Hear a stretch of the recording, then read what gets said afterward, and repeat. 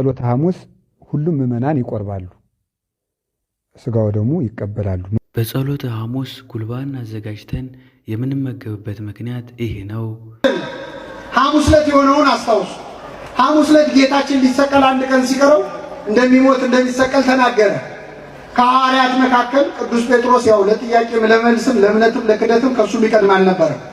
ተነሳና ጌታ ሆይ ሌሎች ሁሉ ቢክዱ እኔ ምን አልልህም አለ። ዕለት ሐሙስ ይህ ዕለት በብዙ ስያሜዎች ይጠራል። ከሁሉም ጎልቶ የሚነገረው ጸሎተ ሐሙስ ሲሆን ቅድመ ዓለም ለፍጥረታት ምግበ ሥጋን የፈጠረ ጌታ በዚህ ዕለት ለሰው ልጆች ምግበ ሥጋን የሰራበት ራሱን ማዳርጎ ብሉኝ ትድናላችሁ ያለበትና ይህንን ምግብ ከመመገብ በፊት ቅድሚያ ማድረግ የሚገባንን ሥርዓተ ጸሎት ያስተማረበት ዕለት ነው። ሰላም ጤና ይስጥልኝ። እንዴት አላችሁ? በመላው ዓለም የምትገኙ የኢዮአብ ሚዲያ ተከታታዮች እንኳን አደረሳችሁ። ዛሬ እንግዲህ በሰሙነ ሕማማት ከሚገኙ ዕለታት ዕለተ ሐሙስ ላይ ጸሎተ ሐሙስ ላይ እንገኛለንና እንኳን ለዚህ በዓል አደረሳችሁ። አምላክ ደግሞ ጠብቆ ሁላችንም ለብርሃነ ትንሣኤው ያደርሰን እያልኩ እንግዲህ ዛሬ በአንዳንድ አስተማሪ ነገሮች ወደ እናንተ መጥቻለሁ። በዛሬው ዕለት የምንመለከተው እንግዲህ በቤተ ክርስቲያን ስርዓት ነው ወይስ ምንድነው? ክርስቲያኖች እንግዲህ በዚህ በሰሙነ ሕማማት በተለይ በጸሎተ ሐሙስና በስቅለት ዕለት ጉልባን ቤታቸው ቀቅለው እንደ ንፍሮ ያለ ማለት ነው ይበላሉ፣ ያንን ይመገባሉ። ይህ የሆነው እንዴት ነው? ምንድነው ሚስጥሩ?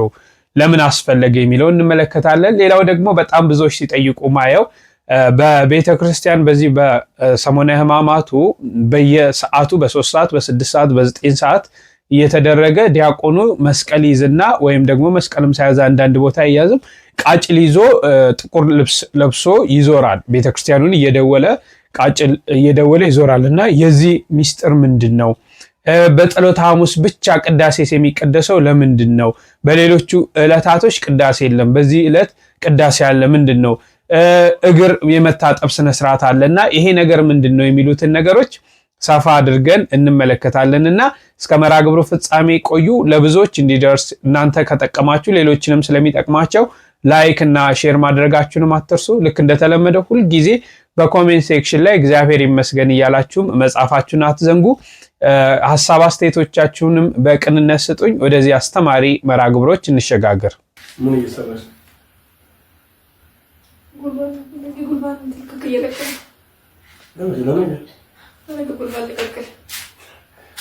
ለምን እንደምትቀቂው ምን ያደርግልሻል?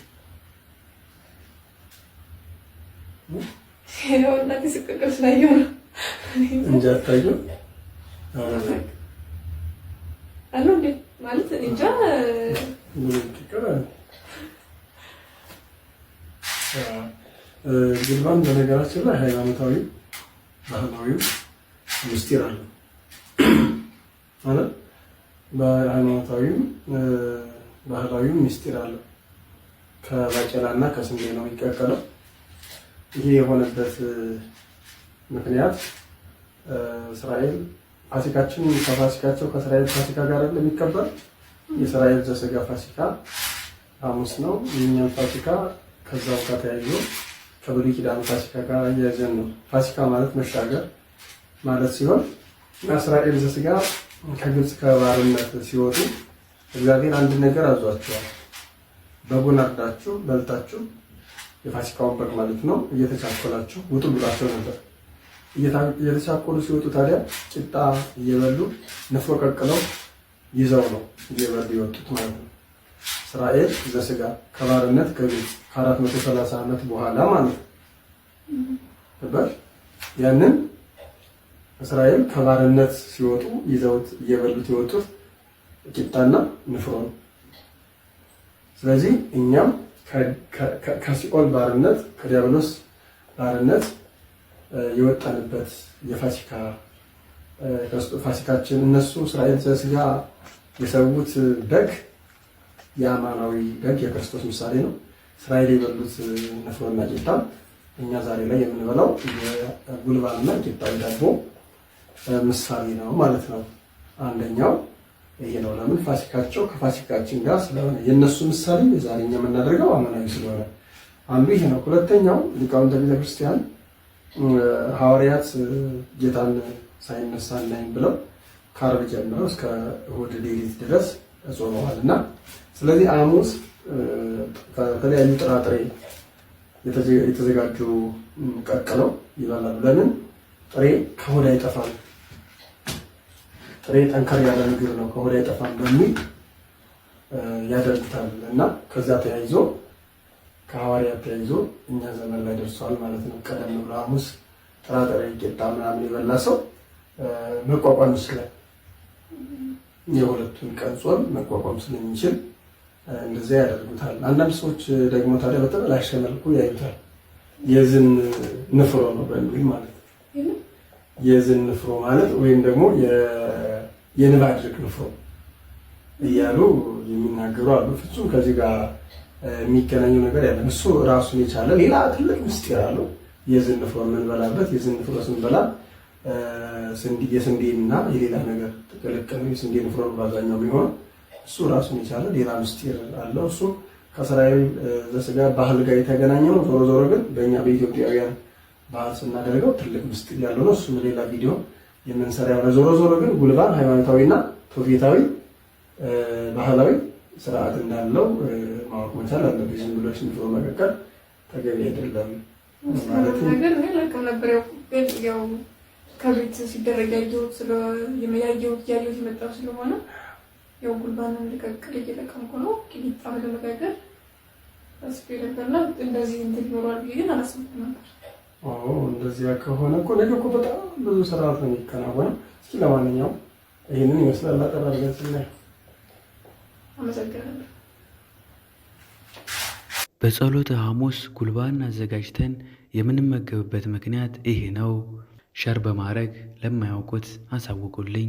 ጉልባን ከባቄላ ክክ፣ ከስንዴ ወይም ከተፈተገ ገብስ ጋር አንድ ላይ ተቀቅሎ የሚዘጋጅ የጾመ ሐሙስ ዕለት የሚበላ ንፍሮ ነው።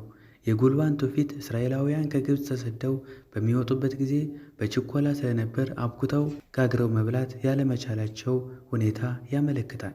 ያን ጊዜም ያልቦካው ሊጥ እየጋገሩ ቂጣ መብላት፣ ንፍሮ ቀቅለው ስንቅ መያዝ ተግባራቸው ነበር። ይህንም ለማሰብ በሰሞነ ሕማማት ቂጣ ጉልባን በማዘጋጀት በዓሉ ይታሰባል ማለት ነው። በጸሎተ ሐሙስ ይህን መሰረት በማድረግ የሚዘጋጀው ጉልባን እንዲሁም ቂጣ ጨው በዛ ተደርጎ ይጨመርበታል። ጨው ውሃ የሚያስጠማ በመሆኑ የጌታን መጠማት ያስታውሰናል። ይህ ትውፊት ስርዓት ከእስራኤላውያን የመጣ ሲሆን በኢትዮጵያም አብዛኞቹ የትውፊት ክንዋኔዎች የብሉይ ኪዳን መነሻ ስላላቸው ስርዓቱ ዛሬም ይከበራል እንደማለት ነው። ወስብሐት ለእግዚአብሔር ወለወላዲቱ ድንግል ወለመስቀሉ ክቡር። ይቆየን። አሜን። ጸሎተ ሐሙስ ሁሉም ምዕመናን ይቆርባሉ፣ ስጋው ደግሞ ይቀበላሉ። መቁረብ የሚቻላቸው የተዘጋጁ ሁሉ ይቀበላሉ። ተዘጋጅተን እንቀበላለን ስጋው ደሙን። ለምን የጸሎተ ሐሙስ ዕለት ብቻ የሚቀደስበት ምክንያት የጸሎተ ሐሙስ ዕለት ሐሙስ ሐዋርያትን አቁርቦ ዓርብ ስለተሰቀለ ያንን ታሳቢ ማድረግ የዛለት ምስጢረ ክህነትን ለማስተማር ስርዓተ ቁርባንን ለማስረዳት 12ቱን ብቻ አቁርቧል። ዛሬ ግን ስጋው ደግሞ ለሁሉ ስለተሰጠው ሁሉም ምዕመናን ይቆርባሉ ማለት ነው። በዕለተ ዓርብ ስቅለት ነው። ሕማሙን እያሰብን በወይራ እየተጠበጠብን ይህን የምናደርግበት ምክንያት ወይራ ጽኑ ነው። ጌታችን ኢየሱስ ክርስቶስ የተቀበለው መከራ ጽኑ ነው። ከበረከተ መከራህ አሳትፈኝ፣ ቅዱስ ጳውሎስ በሕማሙም በሞቱም ልመስለው እወዳለሁ ብሎ ፊልጵስዩስ ምዕራፍ 3 ቁጥር 11 ላይ እንደነገረን ሞቱን በሚመስል ሞት ለመሳተፍ ወይራ እየተጠበጠብን ኃጢአታችን እየተናዘዝን እንፈጽመዋለን። በፍጹም ትጋቱ ነን። ዓርብ በ12 ሰዓት ስርዓቱ ከተፈጸመ በኋላ ነፍሳትን ከገነት ስላወጣ ጌታ ንሴብሖ ለእግዚአብሔር ስቡሐ ዘተሰብሐ ፈረሰ ወመስተጽእነ ወረወ ውስተ ባሕር። ፈርዖንን ከነፈረሰኛው ፈረሰኛውን ከነፈረሱ ፈርዖንን ከነሰራዊቱ አስጥሟል እና ኦሪት ዘጸአት ምዕራፍ 15 ቁጥር 1 ላይ እንደተነገረ ስቡሕ ክቡር ምስጉን የሚሆን እግዚአብሔርን ልናመሰግነው ይገባል የሚለው በቅዱስ ያሬድ ዜማ ሊቃውንቱ ያደርሳሉ። ምዕመናንም እልል እያሉ ቤተክርስቲያኑ እናውዳለን ማለት ነው። ይህ የሆነበት ምክንያት ግብፅ እስራኤል ይህንን ንሴብሖ የሚለውን የዘመሩት እስራኤል ከግብፅ ሲወጡ ማርያም የሴቶች አቀንቃኝ ወይም የማህሌት አቀባይ ሙሴ የወንዶቹ ነው፣ ዘምረውታል ከግብፅ ላወጣን ብለው። ይሄም ደግሞ ምሳሌ ግብፅ የሲኦል ምሳሌ፣ ፈርዖን የዲያብሎስ ምሳሌ፣ ሰራዊቱ ያጋንንት ምሳሌ፣ ባርነት በኃጢአት በሞት በዲያብሎስ ባርነት የመኖራችን ምሳሌ፣ ሙሴ የክርስቶስ ምሳሌ፣ የሙሴ በትር የመስቀል ምሳሌ፣ ባህር የጋነም የሲኦል ምሳሌ፣ በጉንበልት መውጣታችን ቆርበን የመውጣታችን ምሳሌ፣ ተሻግረው ማመስገናችን ነፍሳት ከሲኦል ወደ ገነት ተሻግረው እግዚአብሔር ለዛ አወረሰነ መንግስቱ ሰማያዊት እያለ አዳም ከነ ልጆቹ ሰማያዊት መንግስቱን ያወረሰን እግዚአብሔር ይክበር ይመስገን እያሉ ጌታ 9 ሰዓት ነፍሱን ከስጋው ለይቶ 11 ሰዓት ነፍሳትን ከሲኦል አውጥቶ ወሆረ ሀበ እለ ሙቅታ ተነብር ነፍሳት ይሆሙ ወሰበከሎሙ ግዛነ ብሎ ቅዱስ ጴጥሮስ እንደነገረን ወደ ወህኒ ወዳሉት ሂዶ ነፃነትን ሰበከላቸው እንዳለ በአካለ ነፍስ ወርዶ በወህኒ ያሉትን መዋቅተ ገሃነምን የገሃነምን ሰንሰለት ሰብሮ ነፍሳትን አውጥቶ ገነት ስላገባቸው ንስየብሖ እስራኤልን ከባህረ ኤርትራ እንዳሻገረ እኛንም ከሲኦል ባህር አሻገረን ብለን ንስየብሖ ብለን እንዘምራለን። የዚያ ጊዜ ይፍታ ይድግ ያንጽሖ ይቀድስ ተብሎ እግዚእነ ወአምላክነ ወመድኃኒነ ኢየሱስ ክርስቶስ ሠራየ ኃጢአት ደምሳሴ አበሳው ተካፌ ንስሐ ዘወሃቡ ስልጣነ ለሐዋርያት በዛይመረ መንፈስ ቅዱስ እስራኤልክሙ ኃጢአተክሙ ዘገበርክሙ ንስክሙ እስከ ይእዜሰ አበው ካህናት ወአበው ዲያቆናት አግብርት ሃይማኖት በበስምክሙ ኩኑ ፍቱሐነ ወንጹሐነ ይረሴክሙ ድልዋነ ለመንግሥተ ሰማያት ወንጹሐነ እምኃጢአት እግዚኦ መሐረነ ክርስቶስ ተብሎ ንሴብሖ ከተባለ በኋላ 12 ጊዜ እግዚኦ መሐረነ ክርስቶስ ይባላል። በእንተ እግዝእትነ ማርያም መሐረነ ክርስቶስ ይባላል። ይህ ምክንያት ይቅርታውን የሰጠን በእመቤታችን ስጋ ተገልጦ ስለሆነ ለመጥፋታችን ሔዋን ምክንያት ሆነች ካልን ለመዳናችን ማርያም ምክንያት ሆነች የማንልበት ምንም ምክንያት የለንም አይምሯችን ካላጣን በስተቀር። ስለዚህ በእንተ እግዝእትነ ማርያም መሐረነ ክርስቶስ ብለን 12 ጊዜ መጨረሻ ላይ እግዚአብሔር ይፍታ ይባላል ዓርብ ማታ። መስቀል ግን አንሳለምም። መስቀል የማንሳለምበት ምክንያት ጌታችን ኢየሱስ ክርስቶስ ለሐዋርያት ሰላም ለእናንተ ይሁን ብሎ ሰላሙን ሰጥቶ ያረጋጋቸው እሁድ ስለሆነ በትንሣኤ ያንን ለማሰብ ክርስቶስ ተንሥአ እሙታን በዐቢይ ኃይል ወሥልጣን አሰሮ ለሰይጣን አግዓዞ ለአዳም ሰላም እምይእዜሰ ይኩን ፍስሐ ወሰላም። ክርስቶስ ተንሥአ እሙታን ክርስቶስ ከሙታን ተለይቶ ተነሳ በዐቢይ ኃይል ወሥልጣን በገናና ጌትነቱ በገናና ስልጣኑ በታላቅ ስልጣኑ ከሞት አምላክ እንደመሆኑ ሞት ይይዘው ዘንድ አልቻለም እንዳለ ቅዱስ ጴጥሮስ የሐዋርያት ሥራ ምዕራፍ 2 ላይ ሞት ይይዘው ዘንድ በማይቻለው በጽኑ ስልጣኑ ከሞት ተነሳ። አሰሮ ለሰይጣን ሰይጣንንም በመስቀል ስልጣን አሰረው። አግዓዞ ለአዳም አዳምን ነፃ አወጣው። እምይእዜሰ ከእንግዲህ ወዲያ ክርስቶስ ከተሰቀለልን፣ የሲኦል በር ከተሰበረልን፣ ዲያብሎስ ከታሰረልን፣ ሞት ከተሸነፈልን ይእዜሰ ኮነ ፍስሐ ወሰላም ከዛሬ ጀምሮ ፍስሐ ተድላ ደስታ ሆነ ተብሎ ይሄ ደስታ ሲሰበክ ይሄን ብለው መስቀልን ያሳልሙናል። ዕለት ሐሙስ። ይህ ዕለት በብዙ ስያሜዎች ይጠራል። ከሁሉም ጎልቶ የሚነገረው ጸሎተ ሐሙስ ሲሆን ቅድመ ዓለም ለፍጥረታት ምግበ ሥጋን የፈጠረ ጌታ በዚህ ዕለት ለሰው ልጆች ምግበ ሥጋን የሰራበት ራሱን ሟድ አድርጎ ብሉኝ ትድናላችሁ ያለበትና ይህንን ምግብ ከመመገብ በፊት ቅድሚያ ማድረግ የሚገባንን ስርዓተ ጸሎት ያስተማረበት ዕለት ነው። ጌታችን መድኃኒታችን ኢየሱስ ክርስቶስ ከሰራቸው ስራዎች አንጻር ለቀኑ የተለያዩ ስያሜዎች ይሰጡታል። አንደኛ ጸሎተ ሐሙስ። በዚህ ዕለት ጌታችን መድኃኒታችን ኢየሱስ ክርስቶስ ወደ ጌቴሰማኒ በመሄድ ጸሎትን ጸልሏል። እኛም ምእመናን መከራና ፈተና በገጠመን ጊዜ ተግተን እንጸልይ ዘንድ እንዲሁም ለሐዋርያት የጸሎት ስርዓትን ያስተማረበት ዕለት በመሆኑ ይህንን ስያሜ አግኝቷል። ሁለተኛ የሐዲስ ኪዳን ሐሙስ። በዚህ ዕለት ጌታችን መድኃኒታችን ኢየሱስ ክርስቶስ የሐዲስ ኪዳን ስርዓት ነው በማለት ስጋና ደሙ ስለሰጣቸው አንድም በእሳት ደም ይፈጸም የነበረውን መስዋዕተ ኦሪትን አሳልፎ የሐዲስ ኪዳን መስዋዕት ስጋና ደሙን ስለሰጠን እንዲሁም አስቀድሞ የገባልን ቃል ኪዳን ስጋዬን የበላ ደሜንም የጠጣ የዘላለም ሕይወት ያገኛል የሚለውን ቃል ስላጸና ይህንን ስያሜ አግኝቷል። ሶስተኛ የነጻነት ሐሙስ። በዚህ ዕለት የሰው ልጆች ከዲያብሎስ ባርነት ነጻ መውጣታቸው የተረጋገጠበት ብሉይ ኪዳን አልፎ ሐዲስ ኪዳን የተተካበት ቀን በመሆኑ ይህንን ስያሜ አግኝቷል። አራተኛ ሕጽበተ ሐሙስ። በዚህ ዕለት ጌታችን መድኃኒታችን ኢየሱስ ክርስቶስ የትህትና ስራ የሰራበት ዕለት ነው። በዚህ ዕለት ጌታችን ዝቅ ብሎ አደግድጎ የደቀ መዛሙርቱን እግር ያጥብ ዘንድ በትህትና ዝቅ ያለበት ዕለት በመሆኑ ሕጽበተ ሐሙስ ተብሏል። አምስተኛ የምስጢር ቀን። በዚህ ዕለት ጌታችን መድኃኒታችን ኢየሱስ ክርስቶስ ህብስቱንና ወይኑን ባርኮ ይህ በዕለተ ዓርብ ስለ ዓለም ቤዛ የሚቆረሰው ሥጋዬ የሚፈሰው ደሜ ነው፣ ብሉ ጠጡ ትድናላችሁ ብሎ ከሰባቱ ምስጢራተ ቤተ ክርስቲያን ውስጥ አንዱ የሆነው ምስጢረ ቁርባን የተመሰረተበት ዕለት ነው። ስድስተኛ ትእዛዘ ሐሙስ።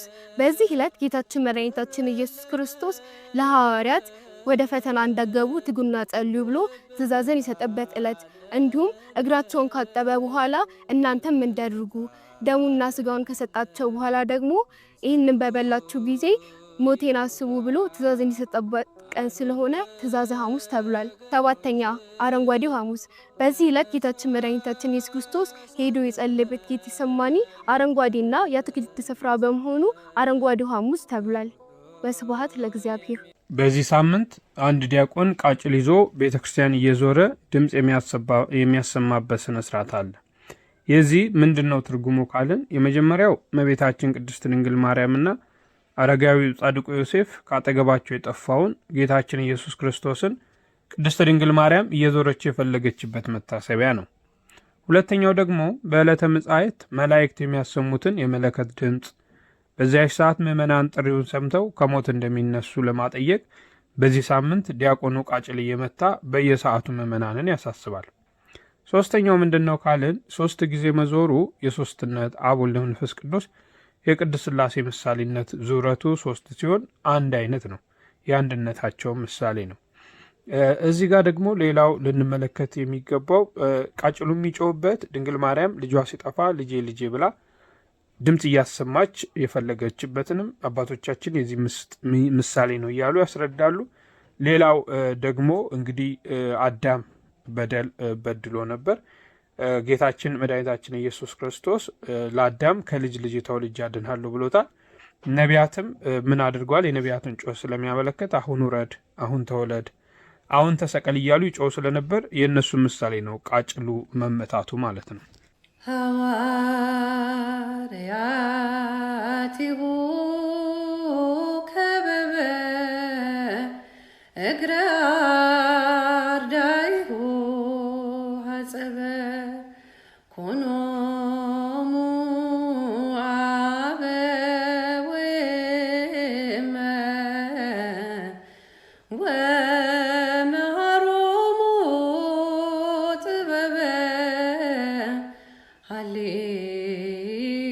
ሃሌሉያ። ጌታ መሃላቸው ተገኝቷል። የሐዋርያትን እግር አጥቧል። አባትና እናት ሆናቸው።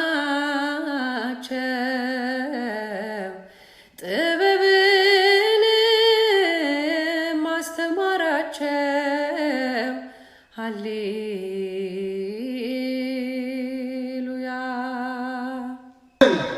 ሐሙስ ዕለት የሆነውን አስታውሱ። ሐሙስ ዕለት ጌታችን ሊሰቀል አንድ ቀን ሲቀረው እንደሚሞት እንደሚሰቀል ተናገረ። ከሐዋርያት መካከል ቅዱስ ጴጥሮስ ያው ለጥያቄም ለመልስም ለእምነትም ለክደትም ከሱ ቢቀድም አልነበረም። ተነሳና ጌታ ሆይ ሌሎች ሁሉ ቢክዱ እኔ ምን አልልህም አለ። ጌታችን ግን ዶሮ ሳይጮህ እንዴት ትክደኛለህ? በፍጹም አለ። ኧረ ምን ሲደረጋል? በኋላ ቅዱስ ጴጥሮስ ልክ ጌታ ሊያዝ ሲል በእውነት በረከቱ ይደርብን። ጴጥሮስ የዛኔ 58 ዓመቱ ነው። ስንት ዓመቱ? አረጋዊ ነው። ልባ ከወጣቶች ወታደሮች ጋር ሊዋጋ ውጊያ ጀመረ፣ ሰይፍ አንስቶ እና በዚያ ውጊያ የሊቀ ካህናቱን ባሪያ የማልኮስን ጆሮ ቆረጠ። ሊቃውንት እንደሚነግሩን እሱ የሰደደው ለአንገቱ ነበር፣ ግን የሥራ ልምድ ስለሌለው ምን ቆረጠው? ጆሮውን ቆረጠው። እና ጌታ እንደውም በዚህ ጆሮ ጦስ ጴጥሮስ ችግር ውስጥ እንዳይገባ ለማልኮስ አዲስ ጆሮ ሰጠው ይላል። ለሁላችን አዲስ ጆሮ ይስጠን። መሬት ላይ ጆሮ ፈልጎ አንስቶ ገጠም አይልም፣ አዲስ ጆሮ ነው የሰጠው። ምን ያደርግለታል? ስንት ወሬ የሰማ ጆሮ አይደል?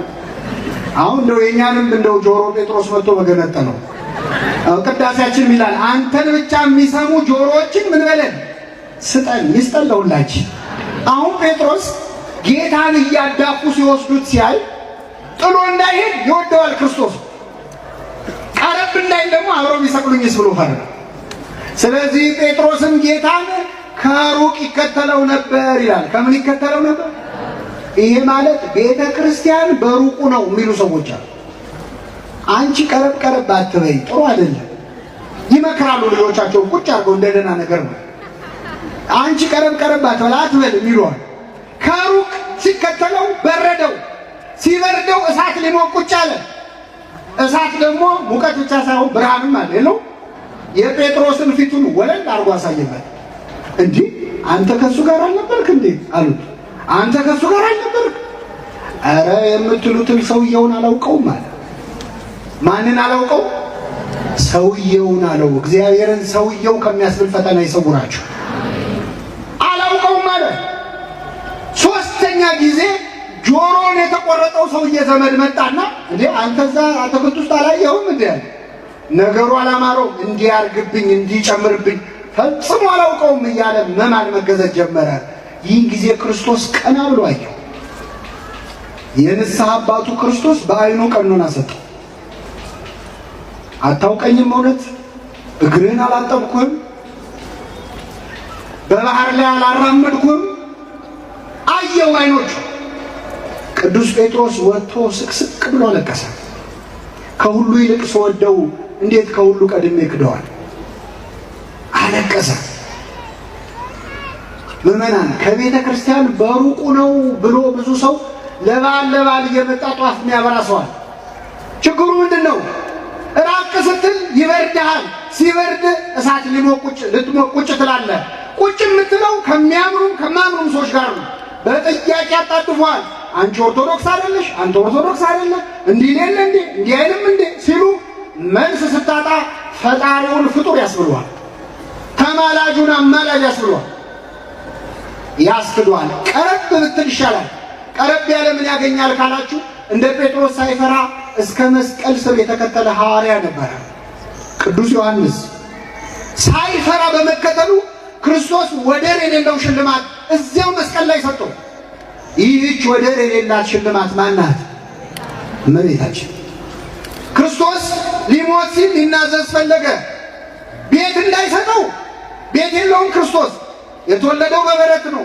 በኋላም ለሰማይ ወፎች መሳፈሪያ አላቸው፣ ለቀበሮች ጉድጓድ አላቸው፣ እኔ ግን ራሴን የማስጠጋበት የለም ብለው ልብሱን እንዳይሰጠው ልብሴን ቀደው ተካፈሉ፣ በቀሚሴም ላይ ዕጣ ተጣጣሉ ይላል። ክርስቶስ ምድር ላይ የቀረው ቤቱ፣ ገንዘቡ፣ ልብሱ፣ ንብረቱ ማን ነበረች? እመቤታችን። እና ቤተ ክርስቲያን ቀረብ ያለን ሰዎች ምንም እንደው ደፋሮች ብንሆንም ኃጢአተኞች ብንሆንም ቢያንስ የእመቤታችንን ፍቅር ግን አግኝተናል። ስለዚህ ከዚህ መሃል እንደ ሳንቲሙ ቤት ሆኖ የጠፋ አለ፣ እንደ ልጁ ጨልጦ የወጣ ሰው አለ፣ ሊወጣ ጫፍ ላይ ያለ አለ፣ እንደ በጉ ደግሞ በተለያየ ነገር ተታሎ የጠፋ አለ። ሁላችንን በቸርነቱ ይመልሰን።